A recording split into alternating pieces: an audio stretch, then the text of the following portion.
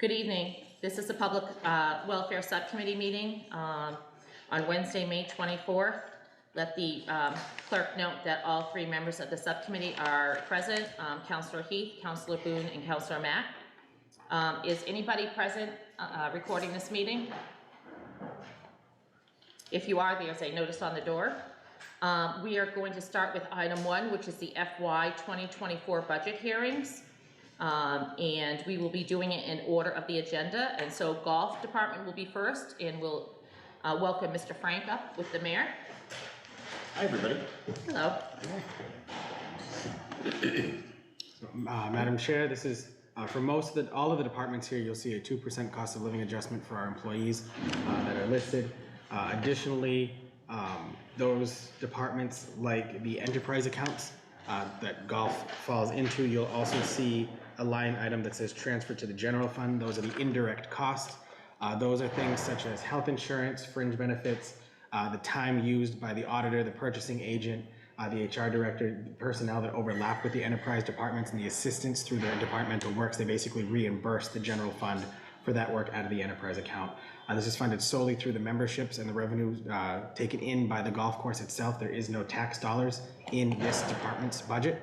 As by law, we cannot do that with an enterprise account because not everyone who pays taxes takes advantage of the services issued by that enterprise account. This is a pretty straightforward budget, as you see here from last year. And Director Frank can certainly tell you about any of the operations of the golf course. But really, this is just what we need to keep the operations going for the next year. Councillor Boone, you have any questions? Yes, golf course supplies. The current actual is $108,718, and the department. And just let me take that back. Before it was $98,000, it was $47,000, then it was $108,000. Can you explain? I haven't been on the welfare committee for a few years, but what happened during this series of events over the years of how it went from all these different actual numbers? The last increase that we've had, so we've basically raised the budget $100,000 last year, and that's just because of mass inflation across it. Everything we do is based on supplies. All we do is chew stuff up. So when things go up 10%, 20%, we've had fertilizer increase of 100%. And 90% of those supplies are supplies that we just keep chugging. You can't go without. There's no cuts. Gasoline, diesel, oil. We have an entire fleet that runs on those things, and then we have 54 golf carts that all go out. So across the board, that $100,000 increase is due to 100% of inflation.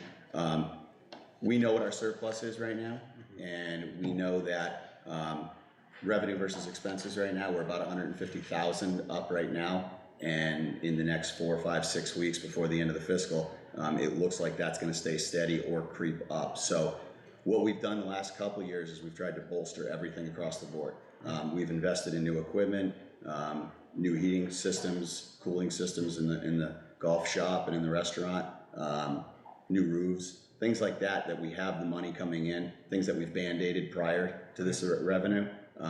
So what you're going to see is those expenses across the board have gone up, but also we've tried to invest. Right, I noticed the mayor cut it quite a bit. And The reason being, if I may comment, please.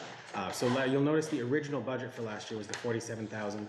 There was a retained earnings appropriation, so that's the surplus in the account that brought it up after the budget had already been passed. That's where you get the difference between the 47 and the 108,718. The reduction to the 84 from the 104 request, that's because the Department of Revenue actually has to approve all of our revenue projections every year. And even though we know we have memberships that are coming in at this level, they need to see a trend towards that level. So your first year, you're actually meant to have that built-in structural surplus per their recommendations. That way, if you have a really good year followed by a really bad year, you didn't just set yourself up for failure there. So they like to see at least, they don't allow us to increase our revenue on our revenue side of the budget more than 90% of a 3-year average in a look back.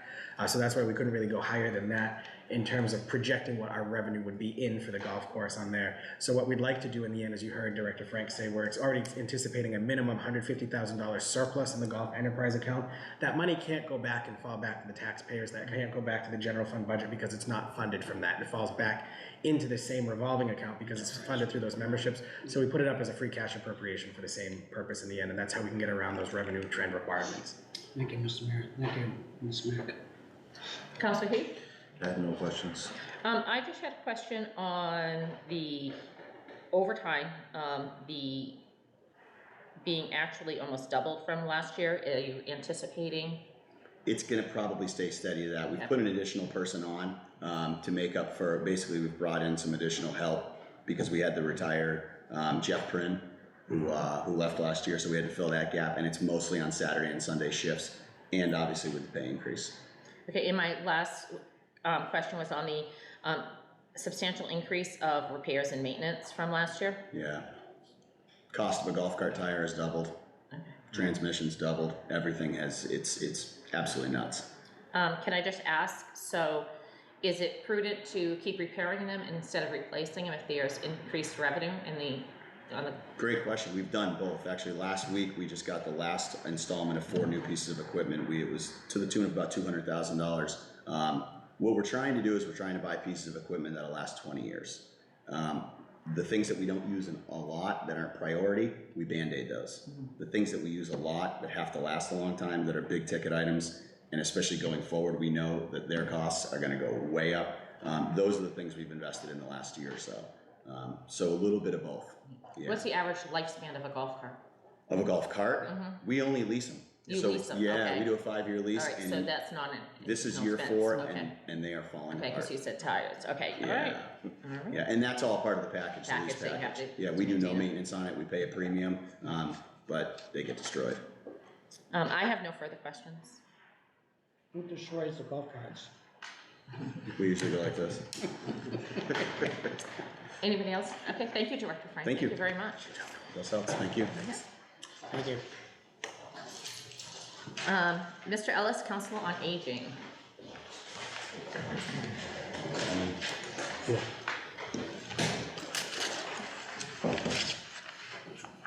Madam Chair, you'll notice the 2% cost of living adjustment in the salaries on here as well. Remaining items are either contractual because the custodial staff at the Council on Aging building is a union employee with the collective bargain. That's where you see things like the clothing allowance, the on-call standby, the other items in the budget are fairly flatlined from last year. With the equipment having a small change, if we need it, rather free cash. This one, I was a little more conservative in what was put forward to the council just because we don't know what to expect yet when we're able to move into the new Waterford facility. If the council does vote to allow us to move the senior center over into Waterford once all the renovations are done, the Article 97 issues are all cleared up and everything. Because we did find out that the land that the Waterford Street School sits on is subject to Article 97 because it was given to the city for playground purposes before Article 97 was a thing, and then we built the school on top of that land before Article 97 was a thing, but there was no grandfather clause provision placed into Article 97, so we have to treat it as if it was built yesterday. So the Commonwealth has informed us that this should be a lot easier of a process and a lot quicker of a process, mainly because they're not going to make us tear down a building that's been there for 50 years. So it's just probably a couple month delay before things of that nature can start to move forward, but we can start to do some work in the building there. So since we aren't sure what to anticipate just yet, it's kind of just a level funded budget for if we were to remain at the current facility. Any questions, Councilor Coon? No, I don't. Thank you. Councilor Heath? Yeah, I just had a question with the outreach program. It's a great question. Just a little bit of historical background. Over the last 24 months, we've worked with almost as many homeless seniors, folks that are on significant or need significant case management, and we were able to fund a part-time person for that. But going forward, the need is dramatic in the city among city departments. We've talked to certainly to many other department heads, including Board of Health, Police Department, Fire Department, on the number of people they're seeing come in. And generally, at the end of the day, they get referred to the senior center. So we need some more resources specifically to do case management. If you're following the trends, homelessness trends, nutrition trends, they're up, and they're up significantly. So this will help us put a little bit of a dent in the number of people that are coming in looking for services and case manage those. Okay. Now, this is the budget that's funded through taxation, so this is the budget that's funded through the revenue that the city takes in. The senior center does have a revolving account and a gift account and a state grant account as well. The state grant formula is basically a certain amount of dollars per swipe that comes in for someone who utilizes the senior center. That's why we try to highlight that someone makes sure they scan their fob when they enter the senior center, because that's the number that the state uses to give us the funding in our formula grant that we receive. So every time someone enters that building that's a senior and fobs in, we get that adds to next year's budget that we can receive on that end. So this is the operations that are funded on things that are not part of those programs. Right, this would not include any of the programs, activities, or general services we provide, including Medicare counseling, health counseling, nutrition counseling, and the list goes, transportation assistance, medical cost assistance, health insurance in general. We do Medicare, Medicaid, Mass Health applications, private insurance applications, all of that's funded by the resources that the mayor was just speaking about. So it's like So there's a huge leverage of dollars. so it's like a traffic, it keeps track of traffic of. Yep. Okay, Yeah. all right. Senior centers that have more traffic get more money from the state than senior centers that don't. Ironically, by law in Massachusetts, we cannot refuse seniors from other communities. Yeah. And as they swipe into our center, we collect that money. So if someone from Westminster comes, we collect that dollar from them, not Westminster, even though that's their home base there too. So that's another reason why we kind of like to spruce up the senior center a little more. And Director Ellis has been really adding a lot more, so we can kind of capture a little more from there as well. Awesome. I'll just make one note for the welfare committee, and I really appreciate the fact the mayor has provided such huge leadership and been so unbelievably involved in our move to Waterford. And I just understand there's some complications, but I appreciate you and certainly Rep. Zlotnick have done a yeoman's job. We're looking forward to that. That's going to be a highlight of 2024. And I imagine, as the mayor said, and I want to make sure I highlight it, there will be some unanticipated costs.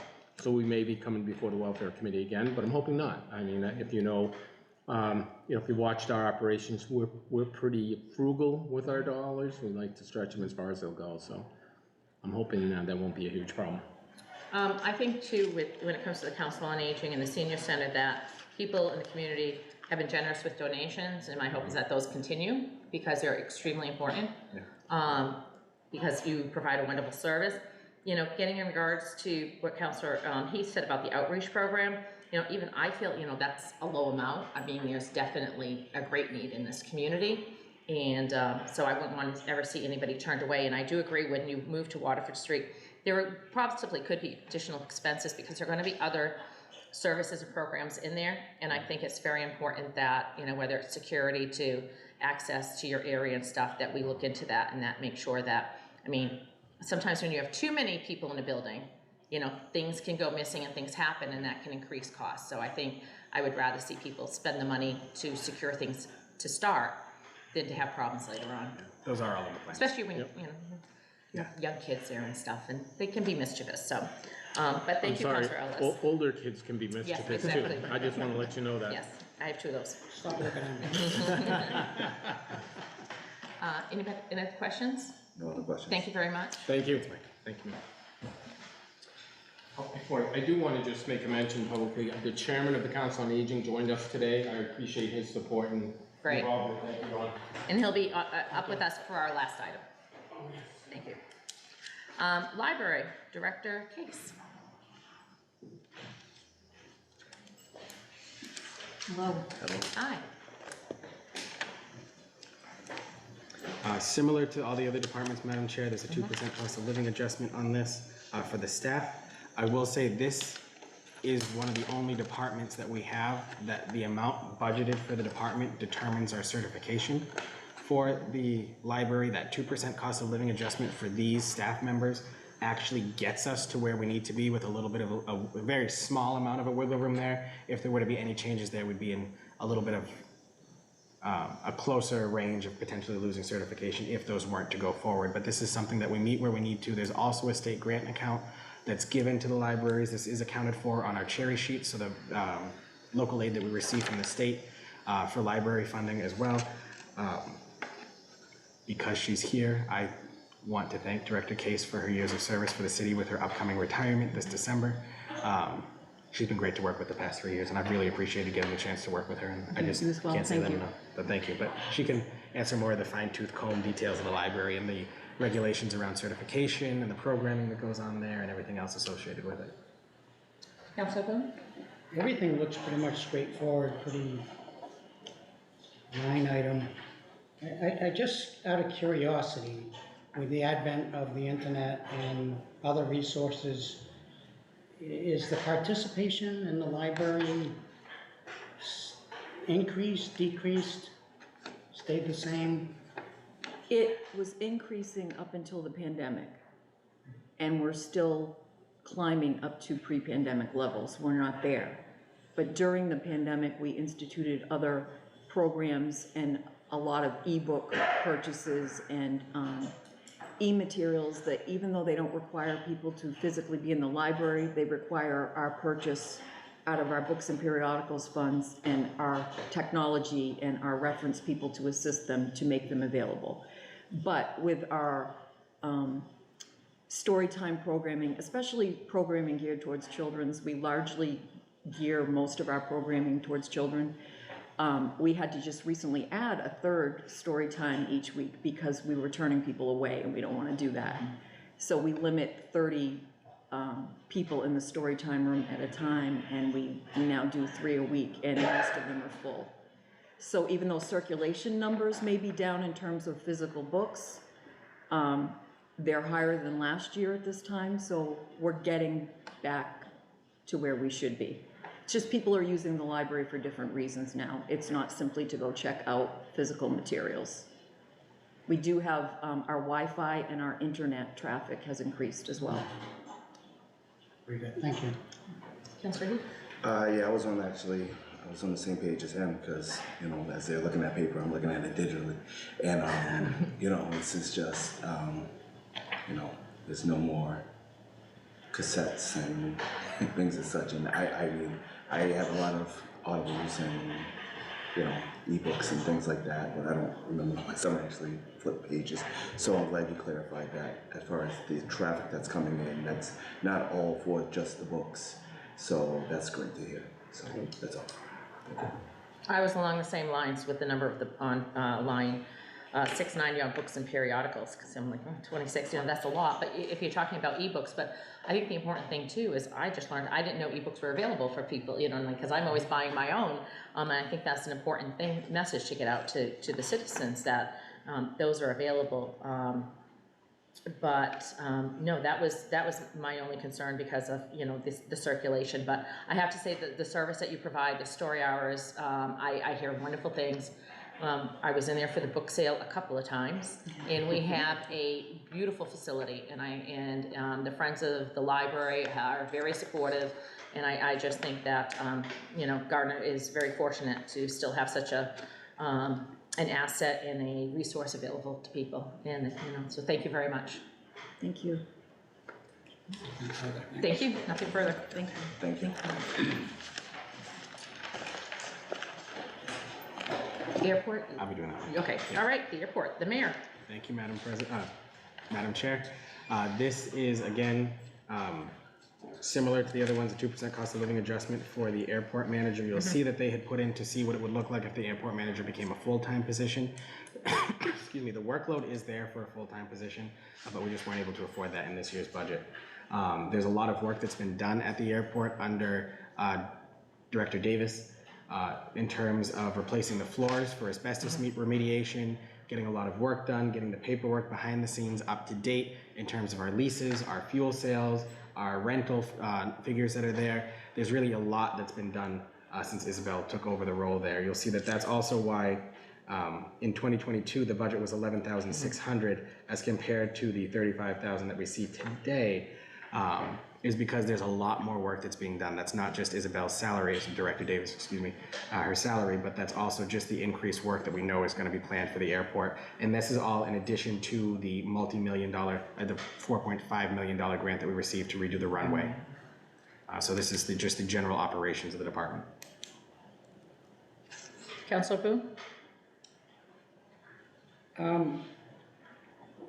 What I have with the problem with our budgets is we show expenses, we don't show income. And, you know, it helps to know what are we getting in return. And I'm sure I said this before, and I know we have some other budget items that probably go through it, but why not show it on the same darn sheet as that we're looking at when it comes to decisions that we make about expenses? And so I'd just like maybe somebody can comment on that. Be happy to get that to you too. I know those were sent out today, but I don't know how many people got them or saw the emails yet today, but they should be on those revenue sheets that the auditor provided. But again, that was sent out today by the city auditor after he put those together, so I didn't anticipate someone saw them yet. But we can certainly get that exact figure for the airport, rental fees, fuel costs, everything like that to you as well, and what we're taking in revenue. I think it'll be huge for the city council as a whole to see both sides. You know, when we're doing our own checkbook, what comes in, what goes out. Yep. It's pretty clear, so that would be helpful. Thank you, Mr. Mayor. No, absolutely. Councilor Heath? I don't really have anything to say about the budget. I think Director Davis? Yes. Last welfare committee, he did a really good job at explaining. I learned a lot from it, so I wasn't surprised to see the numbers after that last meeting. Yeah. Actually, at the last meeting, it was Airport Commission member, Mr. Wood, that gave the update for us. And but what I thought was important too is him talking about the amount of volunteer work that the Airport Commission has done and how they're all working together to do the maintenance and do clear debris and brush and everything. Plowing. And plowing, exactly. And that, I mean, I think that has to be recognized. That, I mean, if we were adding those figures to this budget to support the airport, I mean, it would probably almost at least double the cost of what we're budgeting. But I think I just had to ask the mayor, do you ever foresee that it would be more than a half-time position? I do. I'd like to see that at some point. And again, the workload is there just in paperwork alone. Okay. And it's I'm sure what Councilor Boone has requested will show you how many people are using the airport, and to have an airplane is definitely not an inexpensive hobby. Yeah. So I think those figures, you might even find that, like the golf course, that it's got to be pretty close to being probably self-sufficient, so, and balancing off, so. But I have no further questions about the airport. Thank you, Councilor Mack. I put just one last comment, and I don't mean to pick on the airport, but in general, for everything that we get income from, it'd be great to see I understand. on these sheets. Yep. Thank you. Cable Commission, Mr. Josty. Good evening, councilors. Good evening. 2% cost of living adjustment for the staff. These are contracted employees, unlike a lot of the other employees that we have that are appointed. All three of them are contracted with the city on a 3-year contract. This is another department that we can only budget for what we take in revenue from this department. Again, under the idea that not everyone in the city has access to cable television, therefore their tax dollars can't pay for a benefit of a cable television customer. So this is something that we get in a franchise fee. So Comcast pays the city for every customer in the city that has a cable contract, and then that funding that they pay us goes to funding our local cable department. So there's no tax dollars in this. This is solely paid from that. And just like the enterprise accounts, if there's anything left over between what we obtain in our franchise fees, that falls back into a special revenue account for the cable department to use only for cable purposes, not for tax purposes. It's one of the reasons why the Owl is here filming the meeting, because these are broadcasted on the internet, not on cable television. so we can't utilize certain resources to benefit people if only the cable, to benefit, there's certain things like the council meetings that are broadcasted on TV. Those can be used for, you know, we can put those videos up on YouTube because they're going out on TV as well. If something's only going out on the internet and not on cable TV, we can't use money that we receive from the cable recipients to fund those operations. On the long-term planning, one of the things that Director Jossi and I have talked about is potentially adding in another portion of the part-time production assistance salary, from the general fund budget so that they could help in filming some of the other meetings that we have. We're just not there yet. So that's why this is just keeping things as they are for just the cable purposes that are there. And Director Jossi can answer any. I know you have questions, but I just wanted to clarify a couple of the line items. Sure. Because I made a mistake when I was putting in one of my vouchers. I put a wrong number on it. So if you look at the new equipment for this past year that says nothing has been spent for it, I inappropriately put it in with my voucher in as encumbered new equipment, and it's not. And I've already taken care of that, and it's been transferred yesterday to the right line item. So it should be like $17,600 out of that account. We had to buy faster computers to be able to edit the HD that we're all working with now on all of our cameras. So I just wanted to correct that. And there are other line items that, you know, obviously have been being spent out of. The minor equipment is actually down to $362. The office supplies is down to $319. I would have never thought my laser printer ink would cost $500 for 4 toners. And that's, you know, pretty much where we are now for this year's budget. Councillor Booth? I'm good, thank you. Councillor Keith? I'm good. I just had a question. I remember when we had our last meeting. Are there gonna be, hasn't really to do about the budget. That's right. You were talking about the possibility of like broadcasting events. Is that something that we're gonna be doing? Yeah, yes, actually Matt DeCiro, the producer, has been attending you're talking about for the Centennial? Yes. Yeah, has been attending the Centennial meetings. We're actually gonna be starting some shows with them to talk about events that are coming up ahead of time. We are all set as of right now. I gotta look at the concert schedule, because we do the concerts in the park too, as to going up to the Mount the day of the 100 celebration at the Mount, where we'll be recovering the relay for 24 hours in 2 weeks. But they, you know, being up there for that, fireworks are very hard for us to shoot. Our cameras are not the exact same cameras like that they would use on Channel 5, for those type of fireworks. So fireworks are a little bit harder to do, but we're looking into what we can do to either borrow some or do that. But we're also, a lot of these things are coming up while we're in vacation times too, for some of us. So I'm looking into doing as much as we are. We want to get them on the station now, and they've agreed to it, to start promoting all the activities and events that they have coming up, and we will be shooting the parade. As of right now, not live. I'm trying to figure out, and that's in next year's budget, we're trying to look into some point-to-point IP broadcast capability. So if there was something like the parade, and if I can tie into the Wi-Fi somewhere, that we might be able to go live with it.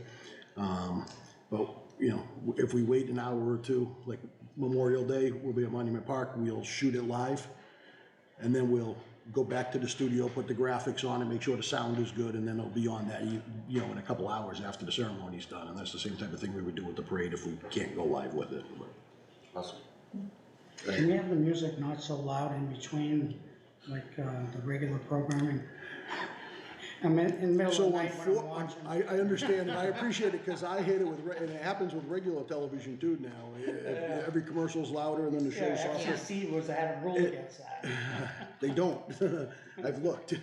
Yeah, but unfortunately, we have a master level, and to be able to get meetings on quickly and stuff like that, otherwise I'd have to put them into the editing system and boost them even more, because when we record in here, they're redlined when everybody's talking, that I can hear all the papers rattling and stuff as well. That's why I'm glad all of you went to iPads. But Unfortunately, then the music is at the same level. I can look into it, though. Our new system, I haven't played with every little gadget in our new system yet, so I'll look It's into the it. least of your problems. Well, getting this through is my biggest My one. request was to change the music, so yours. I did change the music. I did. I yeah, changed the music the yeah. last time you asked me I about did. that. And that's one of the things that's in here is we've now gotten a music service that we can actually go and download new music from. And actually where you see all the backgrounds and everything that we use, especially memorial lights and the concerts and things like that, the openers, that's what we use off of that, so. The only question I have is on line 401, the longevity. And this might, it's not just you. How is that amount determined? So Because you've been with the It's actually written cable into the commission for ordinances. a long time. 23 years. I'm going Yeah, on I mean, 23 that's years. why, I So mean, it's and knowing other longevity rates in the city, that's an extremely low rate for somebody who's been there Well, that that's long. actually for two of us for next year. Yeah, that's the ordinance rate. So for according to the ordinance, it's $150 after your first after your first 5 years and $30 every year thereafter. Wow. Schools in the city are a little different, Judy. True, but still. I'd like to get what the school But, gets. that's my thing though, wondering why, because why should it be so different? You know what I mean? One thing I'm a thing is, 23 years at City Hall and 23 years at the school should be treated the same, in my opinion. And maybe that's an ordinance that we might want to look at sometime, because I just believe in equity of pay across the board, so. I'll happily accept So we'll it. reduce the schools to match the city. Well, something, it's probably, there are more employees there, so it's probably easier to match the city. But as I said, I've said this before, and I just don't want to go out on a tangent, but it's no different than paying other people for degrees in some departments and not others. So I appreciate what you do, Mr. Jossi. I've known you Thank you. for your 23 years, and you do a great job, and I just feel that, that's why I wanted to ask, because, you and your crew, and you've had many different crew members over the years, and have had to train new people, and that's not an easy task. So, but I appreciate, that was my only question.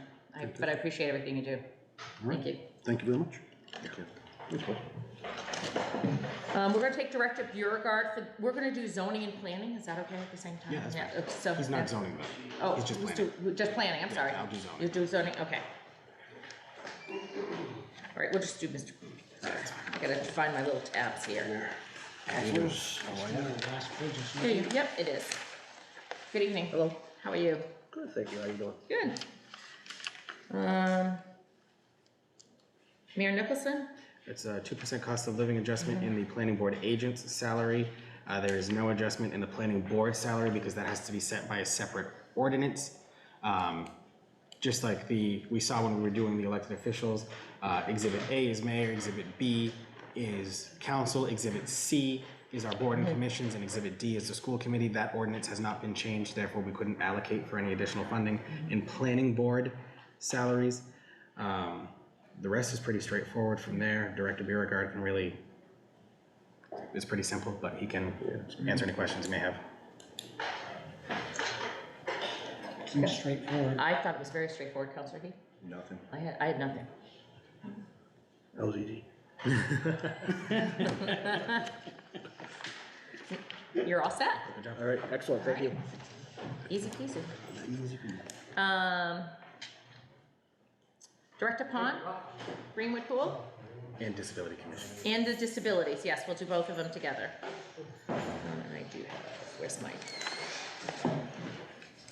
pool's here, let me find my pool first.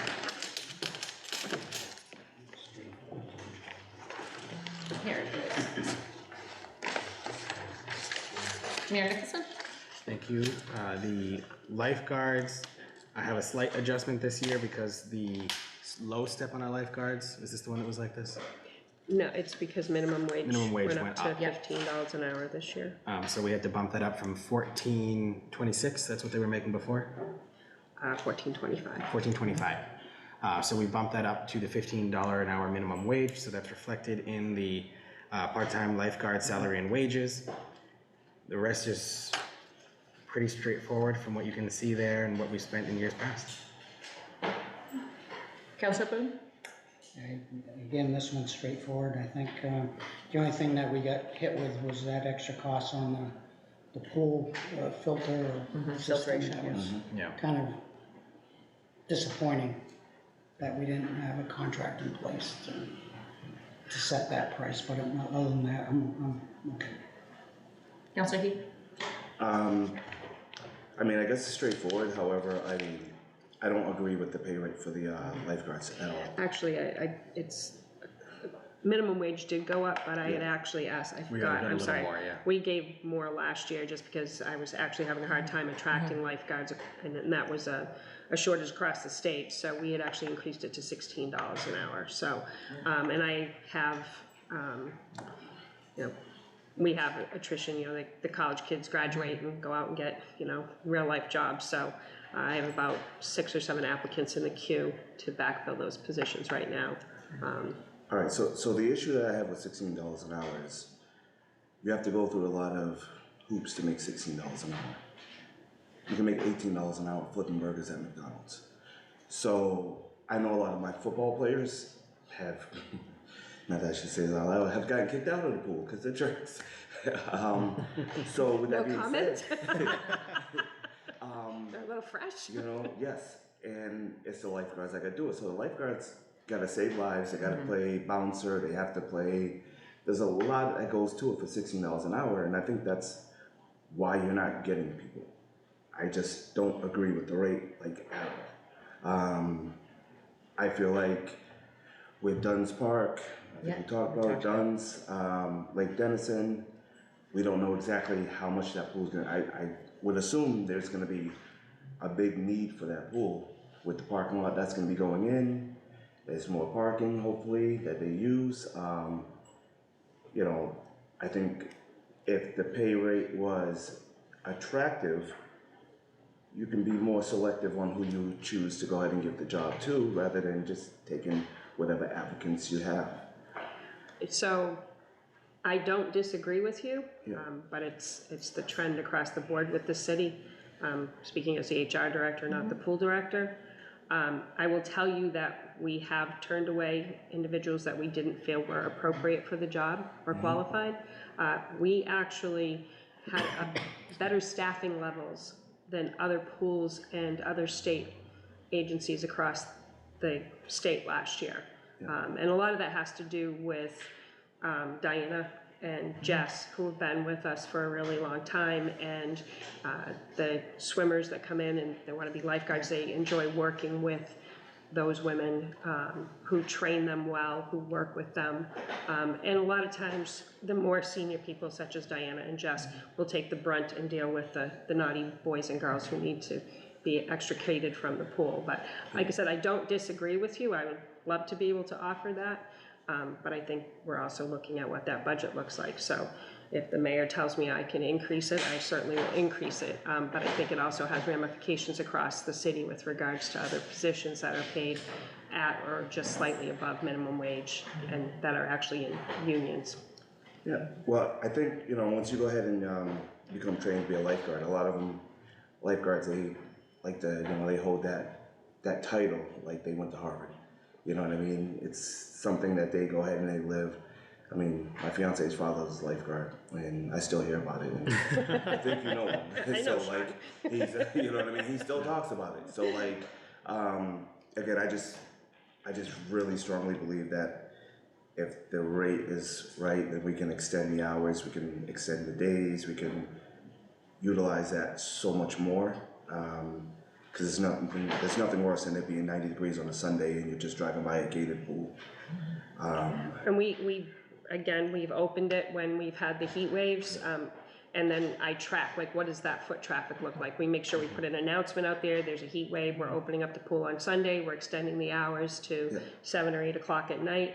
And the trend, unfortunately, has been minimal use on Sundays, and usually it's the people that have been there all day just stay a little bit longer as opposed to getting the new people coming in. So, and each year we try it. It's like, you know, especially when we're getting a heat wave.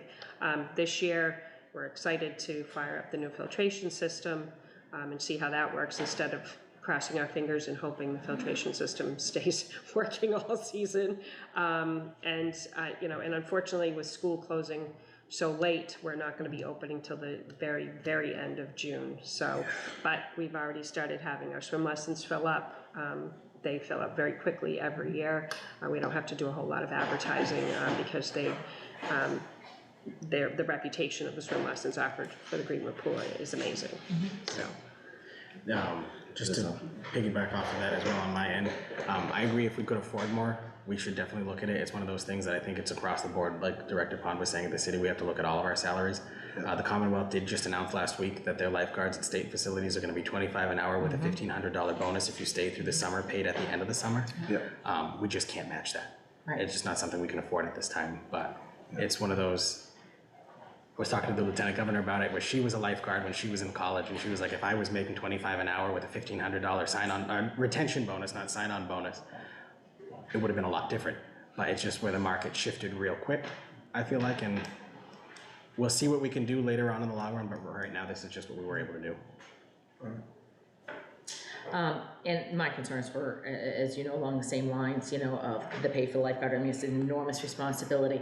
And I was thinking, you know, we talk about longevity, like, yeah, even, you know, $15 now if you stay, you know, stay the entire season, we'll give you an extra $100, $200 if you've been there 2 years, 200 or 3, because, you know, for a 16 to 18-year-old, that's an enormous responsibility.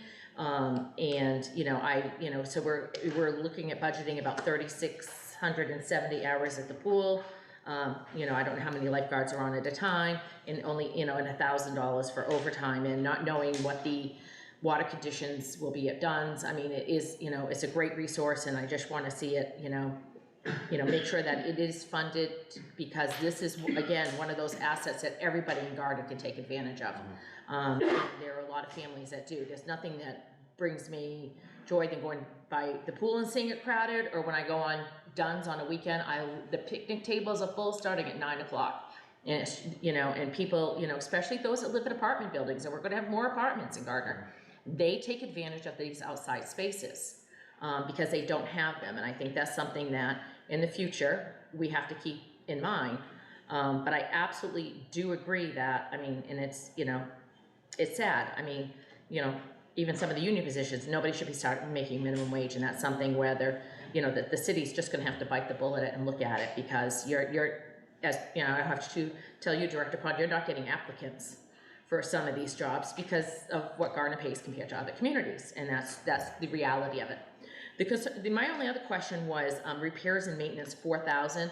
I just want to ask about what that's for, because and I have voiced this before to the mayor when I go by. The condition of the outside pool building and stuff, it really needs a facelift.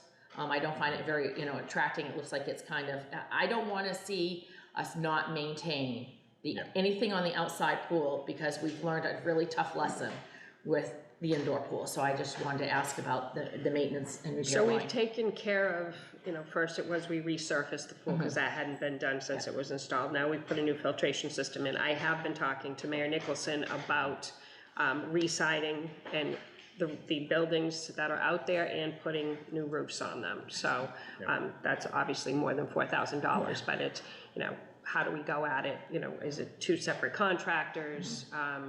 You know, trying to be creative and also cognizant of what the budget looks like. So that is something on my radar and something we have been talking about, because it needs to be taken care of. Definitely, and maybe it's something that Councilor Boone can probably bring to the Monty Tech School Committee, because I would like to see Monty Tech step in and do some more work within Gardner and help us with some of our community buildings and stuff, because our students who live in Gardner go to Monty Tech, and they take, you know, they take great pride in their work. That's a good point. Thank you, Councilor Mack, for bringing that up. Anything else for Greenwood Pool before we move to the Disabilities Commission? Yeah, I appreciate, Deb, all the years that you've focused on trying to do what you can with the funds that you get. It's, you know, a fun change from HR, sort of. I had asked before that Disabilities Commission hadn't met in a while.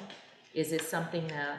So the problem is, obviously, when COVID hit, we didn't meet, and the composition of the commission members was such that, you know, they were at high risk, and so then COVID finally ended. We've reached out. Right now, we actually don't have enough members, so we've had one member passed away. I have reached out to the other members, and they need their appointments renewed. So only Ann Hurst is a member, and she's been reappointed. One other member indicated that he definitely wants back. We have 2 others who have not responded, and so we don't have a quorum. So I've let the mayor know that we need more members in order to start meetings back up. So the amount of money that's here is generally, just pamphlets and information about different things that the disabled community can find helpful. Sometimes it's some communication pieces. We've also sent members to a couple of seminars here and there. So it's not a large budget, but that's generally what it's utilized for. This is when statutorily you have to either be yourself disabled or an immediate family member of someone who has a disability in order to qualify for membership on the, aside from the city's ADA coordinator, who is automatically appointed to it. Just as somebody who has an immediate family member who is disabled, this is something very passionate to me. And I'm thinking, maybe Director Ellis or, the Veterans Director, they may have members there that could help find people in Gardner that might be interested in serving, because I do think this is something that's extremely important. And As do I. And I would love to see, I would love to see the commission formed together again. Yeah. Obviously I've been on it since I was appointed, absolutely. so seen a lot of good things happen with it, and I would like to see it back in play again. And maybe if anybody is interested, they could, reach out to the mayor if anybody is watching this. Absolutely. Recording, that would be great, because as I said, it's something that's greatly needed, and we just can't forget the needs of our population, because, there are many. Councilor Heath? I have nothing. Thank you very much. Thank you. Hopefully it's not raining. I hope so. Veteran Services Director Grabilla. Madam Chair, councilors. Hi.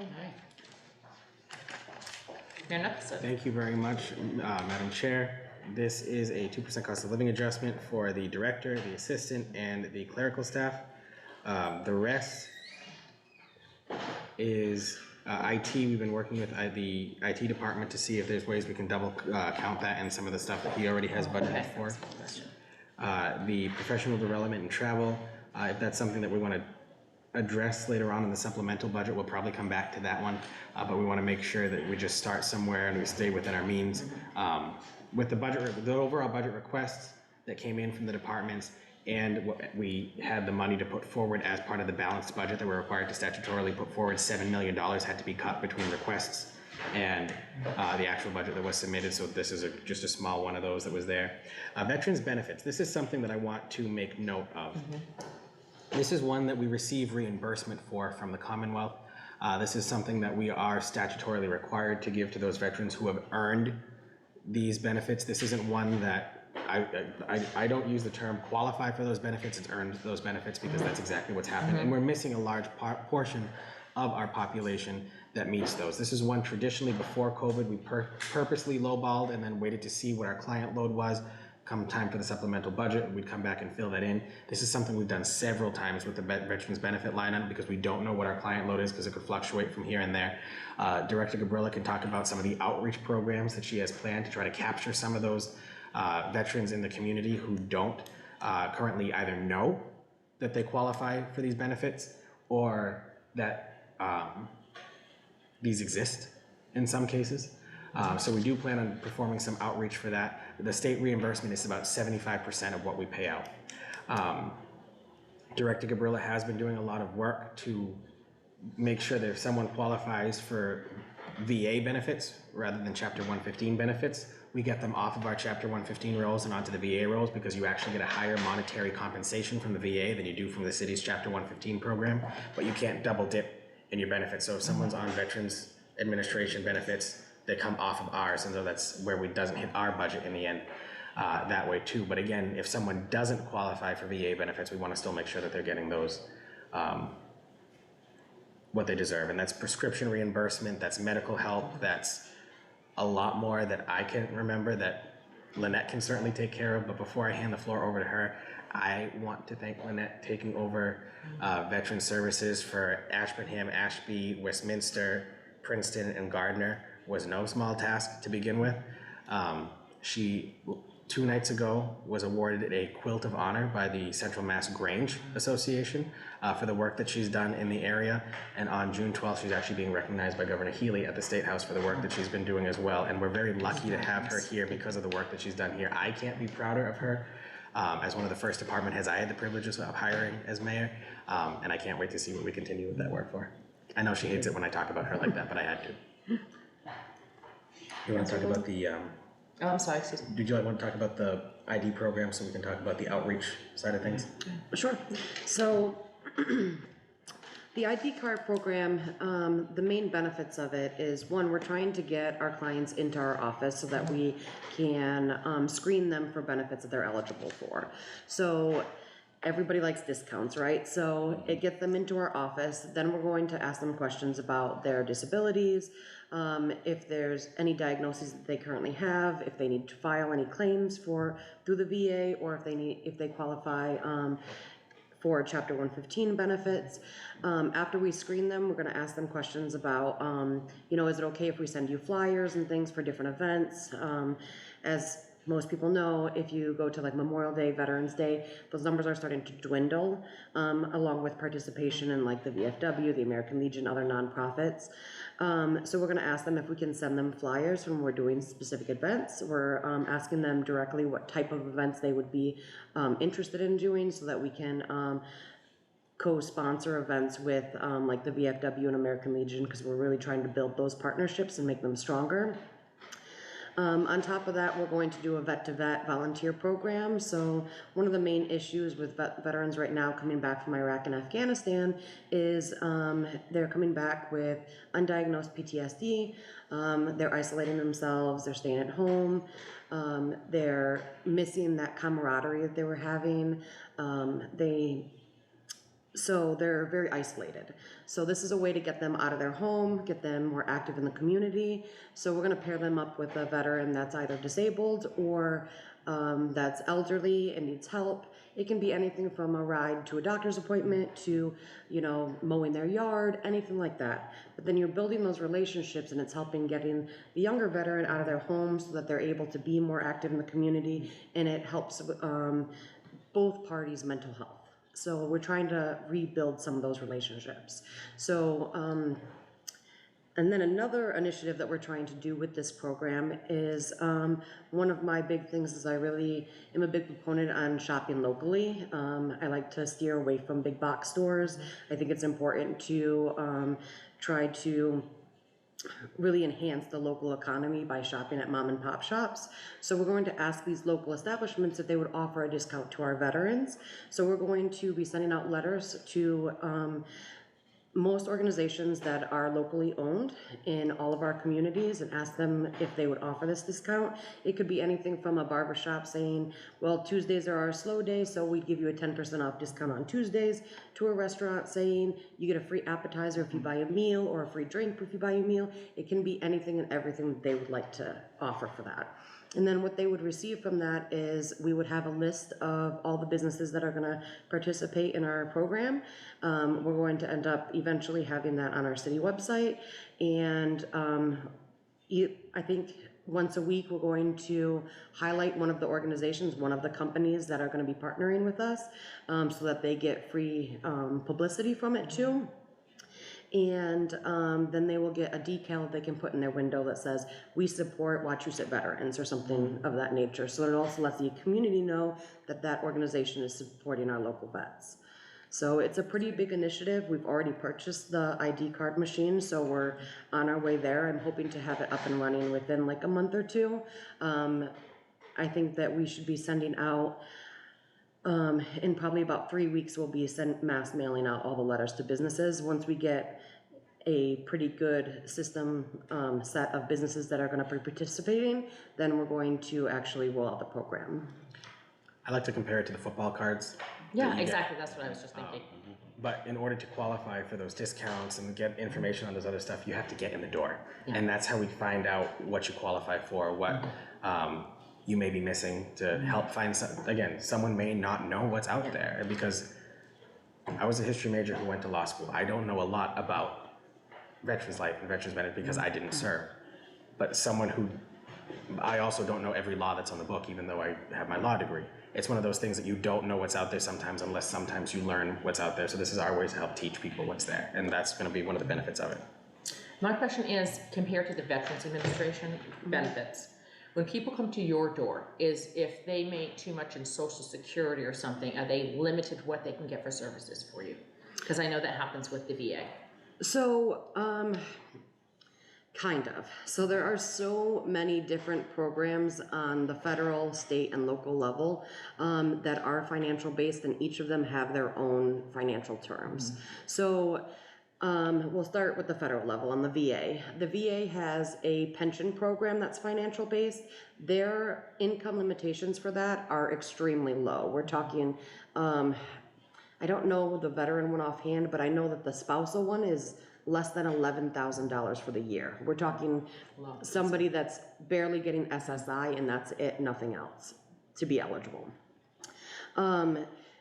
After that, then they're going to fall into Chapter 115. To fall under our benefit of Chapter 115, they have to be below the 200% federal poverty level, which there's actually current legislation right now that us as VSOs are pushing that might end up increasing that to the 300% federal poverty level, because with inflation right now, we're not really keeping up with the costs of housing. So that might actually increase, but that's the cutoff right now. So Chapter 115 actually covers a little bit more than the VA pension does. And then what Mayor Nicholson was talking about with VA disability, disability ratings can go anywhere from 0% to 100%. Somebody that's receiving 100% VA disability is getting paid approximately like $3,600, $3,700 a month. It's a significant amount of money. So one of our clients was on Chapter 115. We just got him 100%, and now he no longer qualifies, and he's with his, because you get paid extra for dependents, he's getting like $3,800 in extra income just because of that one claim. So it's a significant amount of money. Now there are some situations where somebody might qualify for like 20 or 30%, where they're only getting a few $100s a month, then they might still qualify for Chapter 115, but it would be prorated off of their income. So with Chapter 115, you have to try to find any type of income that you can exhaust before you use Chapter 115. So any other services that they can use first, we have to go through those options. And then I mentioned before, prior to the pandemic, this was one of the line items we kind of started low and then expected to build up on based on our caseload. The reason during the pandemic we didn't do that normal track and we just went higher to begin with is we weren't sure unemployment issues, shutdown related things, economic concerns that were there, how those would play into those benefits in terms of income levels. So we thought we might have an increase as to what we were seeing there. So we kind of built that increase in. So again, now we're going to see what we end up with now that things are starting to economically COVID normalize, even if there's other inflationary issues that are out there, but this is something we'll still be tracking. And I know we got a little bit off from the budget discussion, but I just think it's really important for people to know, what services they can receive and that they do reach out to you. I mean, because, when you said about the transportation, that's a big problem right now in Gardner. There is no transportation. Right. For people. I've heard of people at the hospital. How do I get home? I have nobody to pick me up. We have no taxi service and stuff. So I've had veterans call me at the hospital and I went and picked them up. Yeah, and I think that's, and I think that's just whatever, you can offer people. I think, it's just fabulous. And, not just to Gardner, but to the greater community. Now, the funds that we get from the other communities that you support, are they? They allocated for in this budget. They were allocated specifically for, okay. So. Yeah, we track them on the general fund local receipts, but it's earmarked in a way that is meant for this department. Okay. And that's why, I was just curious that there is no travel line here. Do they all come to Gardner, or does she travel to other communities? She travels. Am I missing something? Yeah, it's 2000. Professional development and travel is all put Oh, okay, together. mine got cut, I'm sorry. I'm sorry, I have the large print version, because I'm visually impaired right now. So, but thank you, I didn't know if you said development and training is what I'm used to, travel. okay. So I just wanted to make sure, because that is a significant area that you do cover. Yes. And so, We actually do a lot of traveling. So one of our main things is we don't want clients with mobility or transportation constraints making it so that they can't receive services.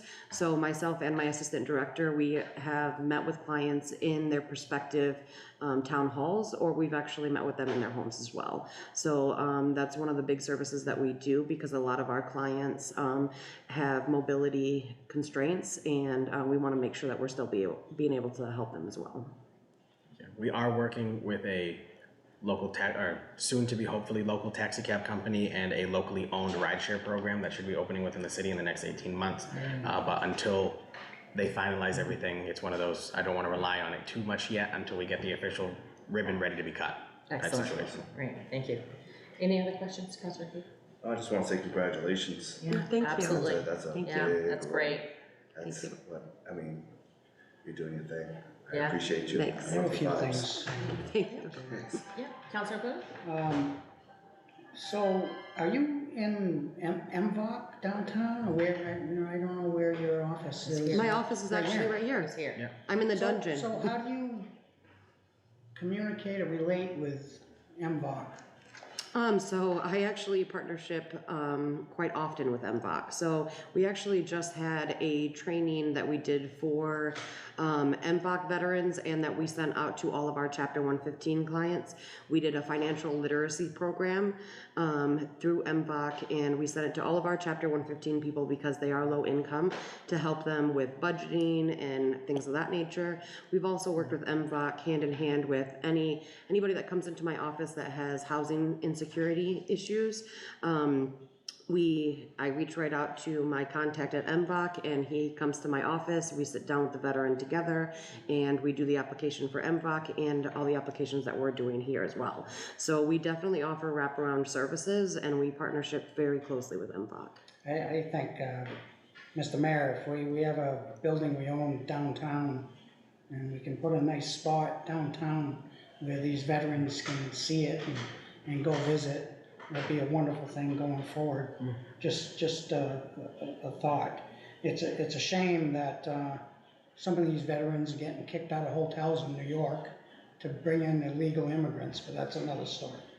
But the 600,000 that you requested down to 400,000, that's kind of extreme. That's the usual trend. Last year's budget was 540, and that's another one, again, the state won't allow us to increase over a certain amount unless they start seeing that trend there too. I expect that 400 will go up when the supplemental budget comes around, when we see our full client load. The other thing always frustrated me, because I was on the welfare committee years ago, 75% reimbursement, really? Why isn't 100%? These are veterans. My God.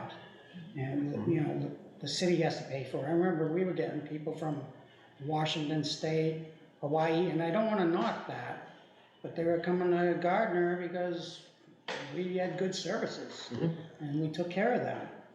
But it's just a shame that, you know, the state, the federal government is just ignoring these people that served our country.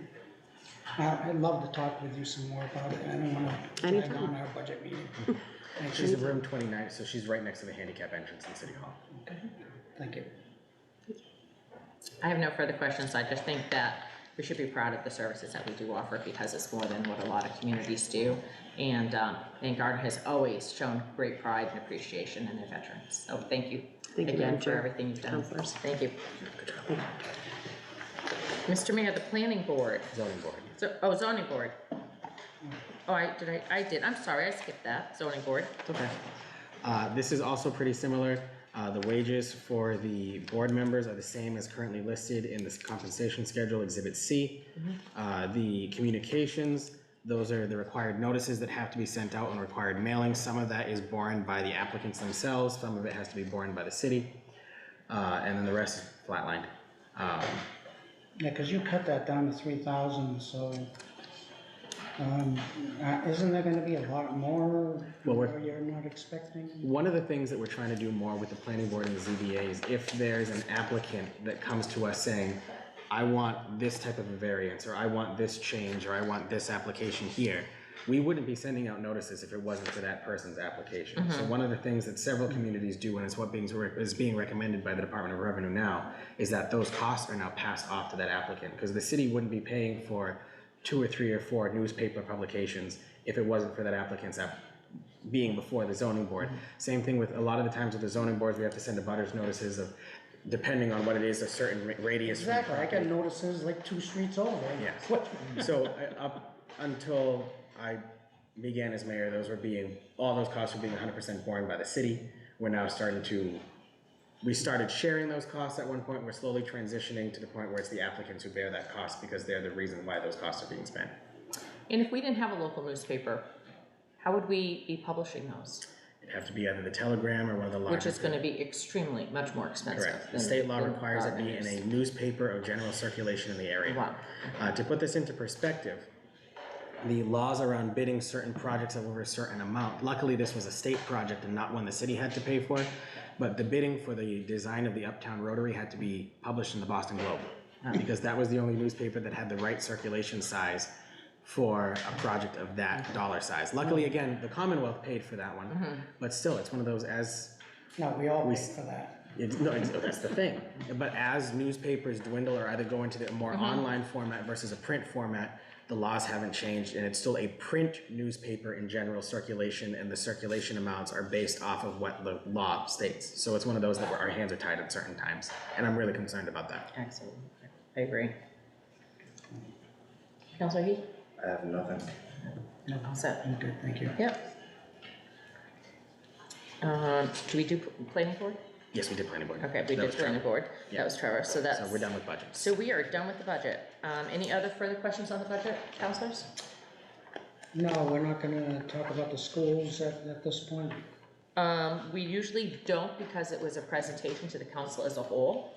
And that was our opportunity to address, the questions with the superintendent. But I'm sure if you have questions, I mean, the mayor could bring them back to the superintendent for you, but the superintendent's not here to address them. Youth commission, nothing on that, I'm fine with that. Oh, I think those are on the wrong, Those, those are in the wrong packet, I'm sorry, those fall under yeah, yeah, the those service are, committee. those are not under our, yeah, My apologies. okay. Did you have any questions about the school, do you want to go back? Nothing in particular, I did notice there was a request that was cut, for Gardner schools, the Monty Tech schools, I'm on that committee. But, the total for Gardner was 91,214,000 and That's the full budget, Counselor. the 83,688 That's the full budget. So if was you look, matched. so if you look here on the spreadsheet, the school actually ends at this line here. This is if you want to see what the full budget was like. So this is our total government, this is the enterprise, this is the schools. So the Oh, 91, my bad, Yeah. I'm sorry, thank you, Mr. Mayor. no problem. The 91.2 was what the department heads requested, and the 83.6 is what we were able to afford out of those. Yeah, sorry about that. No, it's okay. I had the same confusion my first couple times doing it, so I wanted to make sure you got it. And as the school, you know, it's not under our agenda, if there's something you want further information about, we could, meet again and, under a new agenda item, have the superintendent come in and meet if that's something that either of you have questions about, but we would just have to arrange that as soon as we could. Okay, if there's no further questions, we'll go to item 11010, resolution to seek membership in the AARP network of age-friendly communities. Mayor Nicholson, Director Ellis. This is something that, is something I believe the city should be looking for, and again, finding ways that we can have a more inclusive community with everyone who's here, but Director Ellis, why don't you take the stage on this one? Thank you. In the last 29 months, we have deployed a number of strategies to try to get feedback, information from our senior community to enhance and improve delivery of services and programs that would benefit them, make their lives healthier, safer, better, improve the quality of life. And to a great degree, we've been very successful. But I think it's important to know that that process has been very informal. That's informal listening sessions, meet and greets, providing access to the staff and our board. To that end, I really want to take a moment maybe go down this rabbit hole and talk about how great our board has been. They are very engaged, they are very involved, to a degree I never hoped or expected might happen. They're just, very, very interested in improving all that we do at the senior center. And as a result, we've gotten a lot of feedback, both through our board and our participants, on new programs, new services, in ways that we never imagined.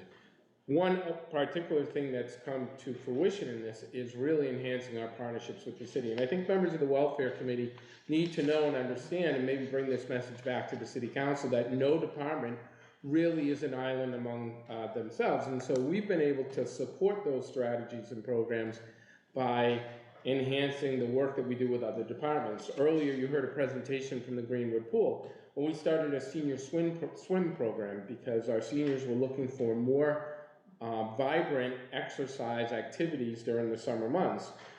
We certainly couldn't put on a swim program, but the folks at Greenwood Pool said, hey, let's do this, let's develop a program and create a senior swim program. We provide the instructors, they provide the resource, and off we go for 12 weeks during the summer. It's awesome. But similarly, we have great program relationships with Gardner Fire Department, Gardner Police Department. I have to give a shout out, and I always, maybe spend too much time, but lines and signs and the work they do for us, the simple things, the signage, affords us the opportunity to enhance our communication and messaging to our seniors. It is incredible. As we talk about messaging, we heard earlier from cable TV, we're able to do a senior review program that allows us to get messages out, and our IT department. Just some of the wonderful partnerships we have among many, veteran services, and the list goes on. The key message here, it's been informal. And so we're hoping to formalize a process through the age-friendly network at AARP to help us develop a strategy to identify the services that our seniors have in the community, to identify the services that are lacking or need some supports, to identify strategies to bring those services in, enhance them, develop them more, and implement new programs and services, or maybe beef up the ones we already have, move into a implementation phase, a review and analysis phase, a monitoring phase, and then we start over. The process is meant to be always evolving, always continuous.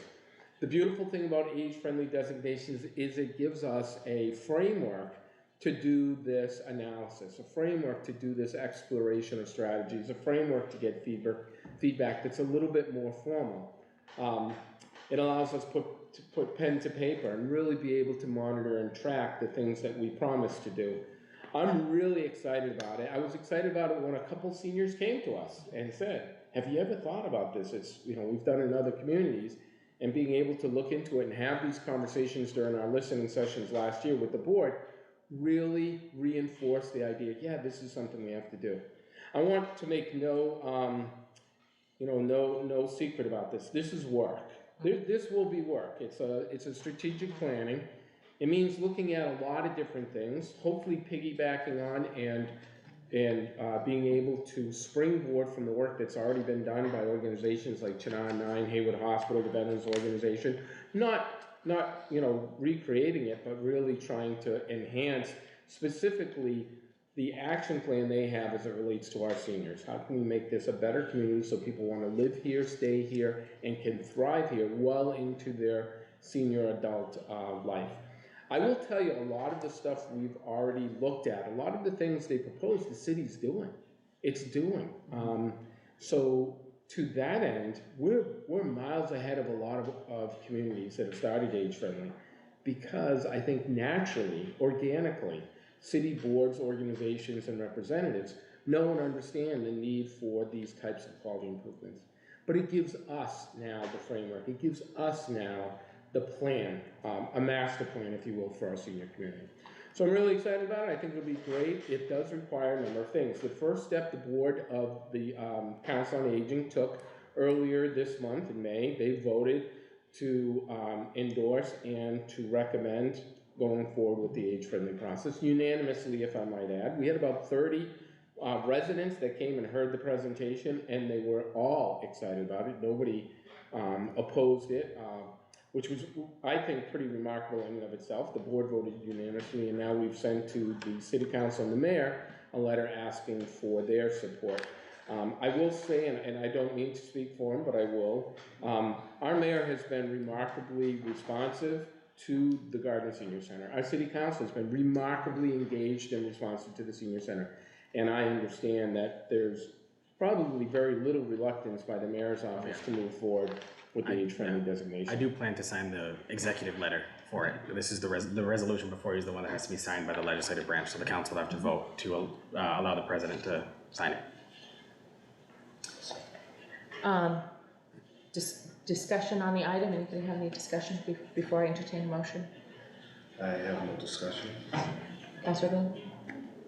So there's no cost for us to join the program per your letter, except for our city staff and time. Do we have an estimate on what that means? That's just the amount of time that they'll have to put the paperwork together and work on the applications for it. Yeah, and then the ongoing efforts over 5 years of doing the listening sessions and strategic planning, but that's not something we don't do now. Right. Like, we put the time in now, we're meeting with our senior constituents, we're talking to them, we're engaging with other community organizations, health organizations, mental health organizations, mobility, transportation, we're talking to them now. So this just formalizes those discussions, it lets us kind of put on record what are the recommendations and how do we implement those recommendations in a way that's financially feasible, that's sustainable, right, and appropriate. So, yeah, I echo, that's one of the very first questions that was asked and probably asked multiple And times. of course, prior to turning, 55 just a year ago, so. I got more letters from AARP to sign up and. Yep. And of course, I signed up and I don't think I've ever used anything from it. But then I heard there's other programs out there too, besides AARP, that are coming forward because, I don't know, maybe competition brings everything. But if it doesn't cost us anything, if it's gonna provide services that could be helpful, I guess, Councilman Mack, I'm gonna vote with you. Okay. Members of the committee, since you brought it up, Council, AARP has had 3 chapters as of January of 2023 left in the Commonwealth. As of the 1st of May, they had 2. It's remarkable to note to you that one of the 2 remaining chapters is Gardner, is the Greater Gardner Chair City chapter. And that speaks to the commitment and dedication of the senior community that will be intimately involved in this process.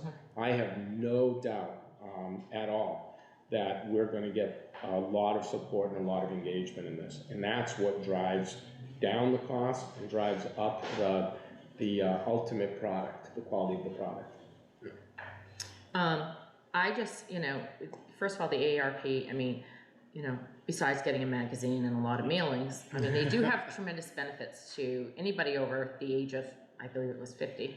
But, especially those people who can't, those people who can't afford a secondary, like, the health insurance.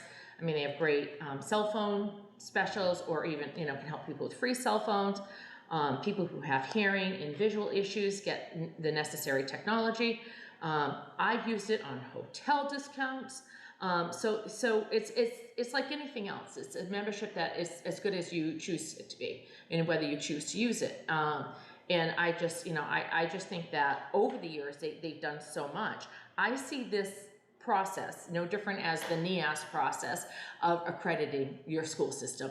What it is a plan, is keeping you on track and making sure you're serving the community that you focus on, which is the senior citizens.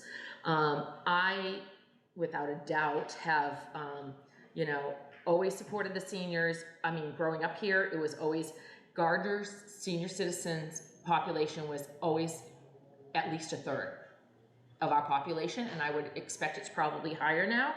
And there is a lot that needs to still be done, and that, you know, when I think about the housing and, you know, getting the Disabilities Commission back working together, I have made no secret that I am very passionate about getting handicap parking spots downtown, because the curbs are there, but they're not there. And it doesn't mean that, you know, I know you don't have to pay a meter with a placard, but this is something that we're not servicing. You know, our seniors, because many of them are the ones with the placards, but they're young people as well. Another thing, when you get to housing and you know, making sure that our seniors can afford to stay in their homes, but for those who can't, you know, and the mayor knows this, I'm very passionate about getting a senior living community in this area if it's not Gardner. I, as myself, would love to be able to stay in Gardner, but they don't offer what I know I'm going to need as I get older: a condo, an apartment, a villa, like they have at Rivermead in Peterborough or Overlook in Charlton, where you go in and you have independent living and you can travel. But knowing that, especially if you're single, a lot of people do not have their family members around here, that you're going to be taken care of in the different stages of your senior life, whether it be nursing care or memory care center. And that is a comfort that I think a lot of families, you know, in this area need. And it's just something to me that, I mean, there's nothing that is more important than taking care of our veterans and our seniors. And we have to be offering more than, I mean, we have a beautiful assisted living, but it's very limited to the amount of, I want to say 76 apartments or less. You know, the nursing homes, there's an in-between. And we have been missing the boat, and I just, you know, and I'm willing, whether I'm on the council or not, I'm willing to always work with the Council on Aging. I go to a meeting and share my passion because, you know, this is something that is so important. So I applaud you and the Council on Aging in taking over this process, because anything like this, like writing a grant, it's not easy. It's a lot of paperwork, but it's going to keep people accountable to make sure we're serving our senior population appropriately. So I thank you in the Senior Council on Aging for this. So with that being said, unless anybody has any comments, I would entertain a motion to bring this resolution to the full council for support. Second. Okay, so the resolution, item number 11010, resolution of the City of Gardner to seek membership in the ARP network of age-friendly communities. Second, okay. Is there any further discussion? Yeah, finally, does this force us into making any kind of changes that the city doesn't want to do? No, this is just a plan if we I want see the to. World Health Organization wants to have cities, and are they gonna force us to do certain things that we can't afford or don't wanna do? No, this is all a voluntary program. And with all this said, we've been very supportive of the senior community in Gardner, more so than any community around us. So, you know, as long as it's not gonna force us into any type of restrictions that you have to do what we say, then otherwise I will vote against it at our full committee meeting. Right now, I'll If I may just address that, it's our plan. It's totally our plan. So one of the beautiful things we heard during the presentation from Antron, who came from the Age-Friendly Designation Network for us, was, you know, we set the priorities. We say, geez, as a community, these are the things we need to look at. And there may be 100 things we decide to take on, or maybe there's only one. Maybe there's only one thing we say is really important. Maybe it's handicap parking, or maybe it's a senior living thing, whatever that is. So really, the scope, breadth, and depth of this project is totally determined by the city and the agents driving that. So The whoever it AARP is. basically just provides the technical support and guidance framework. itself to work for it. Yeah. very good. And access then, by the way, to a wealth of expertise and experience all across the nation and the globe of other communities that have gone through the process. So we're able to kind of build off of their successes. That's the other beautiful thing, is we don't have to recreate the wheel. Yeah. And the last thing I'll say, you know my opinion, the last thing Gardner needs is low-income housing. We need to grow the city and not have all these developments for low-income housing. That's my final point. Thank you. And to that note, just what I'm looking for a senior is actually more than fair market housing. People actually have to have the income to go in, and it's not something that's Section 8 or is supported. I do think before we take a vote that I'm sure Director Ellis would be willing to share the plan back with the council as to what they decide to do. I would imagine that's gonna be incumbent in the plan, and I wanna thank the Welfare Committee, by the way, for not only being so engaging and keeping up communications, but also visiting the center. The Welfare Committee's been out there, so no, I absolutely feel like that's gonna be an integral part of the process, not only coming to the Welfare Committee, but the council as a whole. Will you come to Waterford? Yeah, we're going to Waterford Street, yeah. And it's super. No stairs, no elevator. Yeah, exactly. Walk right in. Imagine that, by the way, as the background to this whole discussion is when we go to Waterford, what are the services we're gonna be able to provide at Waterford? I mean, if we just look at that in isolation, it's exciting. Playground. The potential is huge. Well, the playgrounds are there, yeah. We're demanding they stay there. Because I tell you, our seniors like to have fun, they really do. All right, there's a motion at the table. All those in favor say aye. Aye. Any opposed? Okay, thank you. And before we close, I just want to say that, especially being able to have a one-story building, one floor, but also to have places you can actually hit the button and the door is open and stuff like that. You would be amazed at the amount of places for disabled and senior people that do not even have automatic doors. So it's very frustrating. If there's nothing else, I'll entertain a motion to adjourn. Second. All those in favor? Aye. Aye. This meeting is adjourned. Thank you. Thank you all. Thank you. One more slow elevator.